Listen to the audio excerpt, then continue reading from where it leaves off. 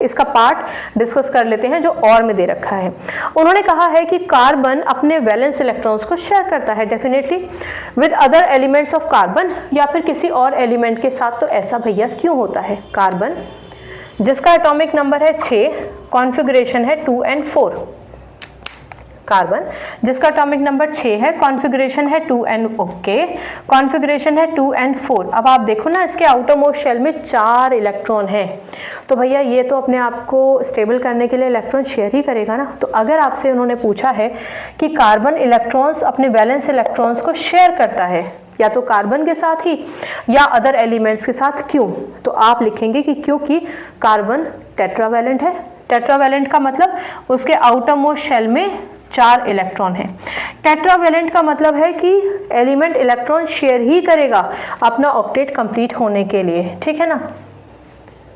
हाँ, तो valence electrons इसलिए शेयर करता है क्योंकि वो टेट्रावैलेंट है, क्योंकि उसको अपना ऑक्टेट कंप्लीट करना होता है, क्योंकि उसको स्टेबिलिटी गेन करनी होती है, और क्योंकि उसको नोबल गैस कॉन्फ़िगरेशन अटेन करना होता है। इन तीनों सेंटेंसेस का मतलब ऑक्टेट कंप्लीट करना होता है, स्टेबिलिटी गेन करनी होती है, या नोबल गैस कॉन्फ़िगरेशन अटेन करना होता है। इन तीनों का मतलब एक ही है, ठीक है।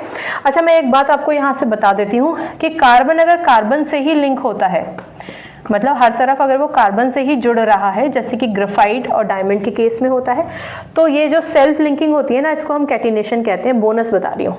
और अगर दूसरे एलिमेंट्स के साथ जुड़ता है तो हम कहते हैं, तो उस प्रोसेस को हम कैटिनेशन नहीं कहेंगे, कोवलेंट बॉन्ड्स बनते हैं। कोवलेंट बॉन्ड यहाँ भी बनते हैं, ये सेल्फ लिंकिंग है, कैटिनेशन है।